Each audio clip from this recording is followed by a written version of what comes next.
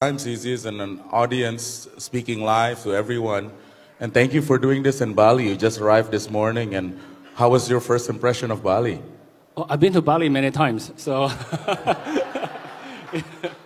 But what did you think so far today, especially given the G20 and the activities? Was it harder to get in?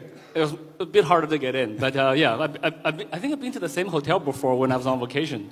So yeah, it's a nice place to be. Thank you. So there were a lot of prepared questions that I cannot ask, but now I can ask, right, to you many of these questions. Sure. Because I know it's top of mind for everyone, and the way I do this, the best way is just ask direct. Is that okay? Sure, anything goes, yeah. I can imagine which questions will come up. Yeah. So maybe I'll ask first, just crypto overall. What's going on in the industry today? Because in my mind, it feels like the 2008 great financial crisis. I think that's probably an accurate analogy. I think we just seen another very big player going down. A few months ago, there was Luna, Three Arrows. Luna was big, Three Arrows was smaller, and then with Celsius, Voyager, they're even smaller. But then FTX is big. So with such a big player going down, I think we're seeing $30–40 billion of value. That's the FTX valuation that was before that they raised that. Plus quite a few $1 billion of user funds that's kind of gone. So with this type of events happening, it's devastating for the industry. So a lot of consumer confidence is shaken, and I think basically we've been set back a few years.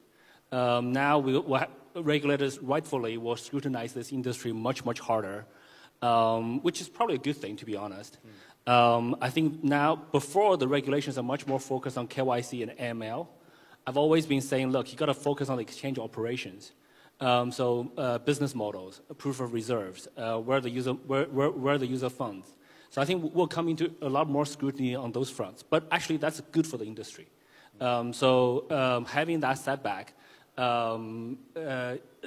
short term is very painful for a lot of retail investors. That's on FTX, etc. But we feel that pain. But longer term, I think this is another wake-up call to say, hey, look, we're in a new industry. There's a lot of risks, and we need to learn how to deal with those risks and how to build a much healthier industry. So you know what happened with FTX, and I know you can't comment on the FTX side, but what actually happened the last 3 days? I mean, this is only 72, 96 hours, but I mean, if you can share with us what's on your mind and what's going on. Yeah, so I think the last 3 days is just a revelation of problems. The problems were there way longer, right? So like this problem wasn't created in the last 3 days.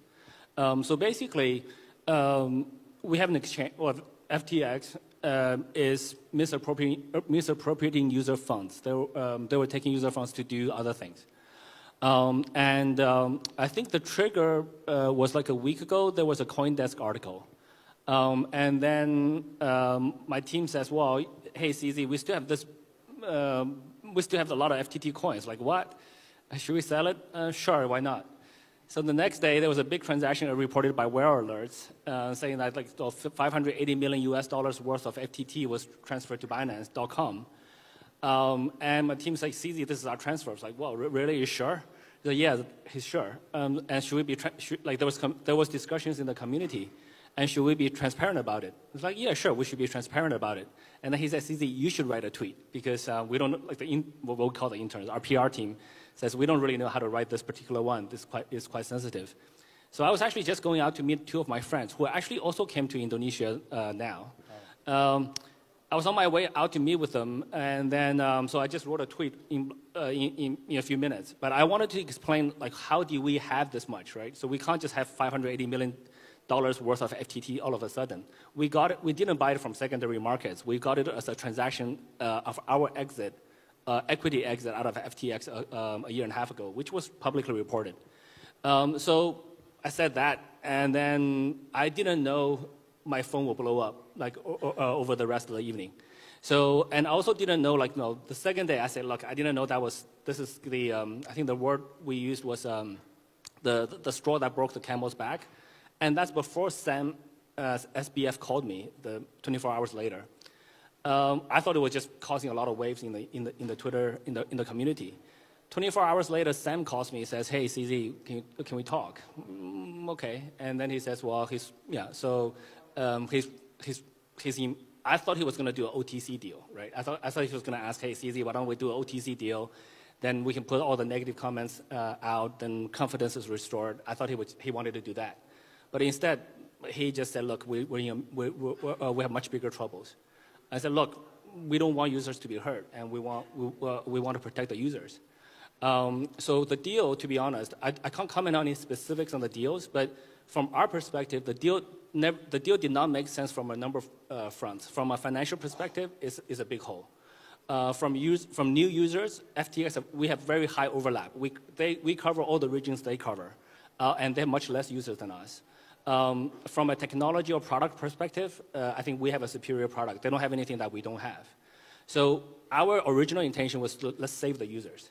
But then the news of misappropriating user funds, and especially US regulatory agencies' investigations, we're like, okay, we can't touch that anymore. So, and then we said, look, and then as soon as I understood we couldn't touch it anymore, I said, let's make that announcement as quickly as possible, because we don't want to do a slow no. If we're going to do a no, we do a quick no. That's one of my principles in business. So then this way we don't drag on for a long time, and then we also remove any uncertainty or doubt in the community, because as you can see, when the deal was going on, the deal was happening, the crypto was dropping. Uncertainty is actually worse than negative news. So when the news is out, everybody knew, okay, this is where we are. So we said, look, let's announce it as quickly as possible. So we announced it. And then after we announced it, I've been trying to keep quiet to the extent possible. So I didn't appear on any TV interviews, etc. But this was arranged weeks ago. Yes. So I still want to honor that commitment. So I flew here. Now here we are. No, but thank you for being so open, given the circumstances and the fact that this is a global news, and crypto enthusiasts is everywhere. And where do you see Indonesia here? And I want to take it a bit out from the story, the recent event. And you already mentioned that this takes a 2-year step back. But yet the enthusiasm of crypto, especially for the young people here, is so high. What should you do as an actor, as a good actor in business? How should you go about this to bring back trust into the industry? So as one of the largest players in the industry, we have to lead by example. So I think the number one thing we have to do is being much, much more transparent. So anything we can do to increase transparency, we need to do. So proof of reserves. Proof of reserves is going to take a couple of weeks, mainly due to the vendor being very busy. We're like, okay, let's do that, but before that, let's publish all of our cold wallet addresses. They were pretty public before anyway, so we published yesterday 6 top coins, which covers actually 80–90% of the user funds. So now people can see on one page which addresses are the cold wallets. Anything that we can do to improve transparency. And I think we also want to educate regulators all around the world. How do you do audits on crypto exchanges? Not just KYC ML, which is important, but how do you check the cold wallets? How do you do user balance reconciliations? How do you check transaction logs? How do you use on-chain monitoring tools to do this? So all of these things we do internally. We do real-time reconciliations across multiple aspects so that we can try to, and if any balance goes off, we get alerted in real time. So should we make those kind of systems public? I think all of these things we need to do as an industry, which actually, on the long term, I think will make the industry much healthier. So all of these things needs to happen. Yeah.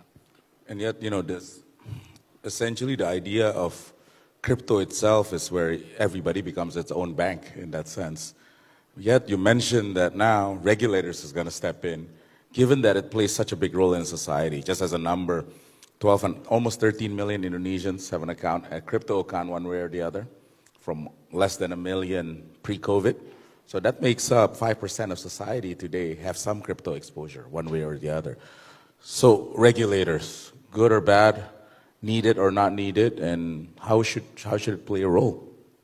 Yeah, I think there's two topics there. Number one is I think regulators are definitely needed. I don't think our society is advanced enough to live in a world without rules. So once we have rules, then that's what regulations are. Somebody have to make some rules. So, but doesn't mean all the rules are good. It doesn't mean all the rules are bad. So good rules are good, bad rules are bad. The rules need to be sensible. If the rule says, hey, we're just going to ban crypto altogether in Indonesia, that's one type of rule. I think that's obviously going to be bad. If it's anything goes, that's also not so good in general. There will be a lot of scammers, a lot of guys doing business in a bad way and cause a lot of damage. So we need to find the balance. So it's not an easy task. So that's on the regulation side. And then on the crypto side, with people holding their own assets, be their own bank, I think eventually the technology will get there. But today, it's not easy. Today, technically, you can. The technology is there, but it's just not easy to use. It's not easy for an average person to say, hey, I'm going to save my private keys, have multiple copies of backups. So if I lose my computer, if I lose my hardware wallet, I can restore it. And worst case is we all die. So if I'm no longer around, how does my kids inherit it? Most people, with the tools today, we can do it, but it's just not very easy. 99% of people don't know how to do it. 99% of people probably do not even know how to securely encrypt a USB backup, right? So we need to make the tools easier. Once we have those tools, then more and more, as the tools become easier to use while being very secure, more and more people will shift to that. But today, if you look at the real situation today, the majority of people would be much more comfortable using an email, password, and call customer support if they forget it. And we also have many cases where a person passed away. The next of kin comes with a death certificate. We validate it, wait for a month, just make sure that the guy doesn't come back alive. And then we give the funds to their kin. So today, the majority of people, for the majority of what we call regular, normal people, a centralized exchange is easier to use, even though they have to go through KYC, AML, which is actually quite cumbersome. So we need to transition the industry. The industry improves in incremental steps, not giant leaps forward.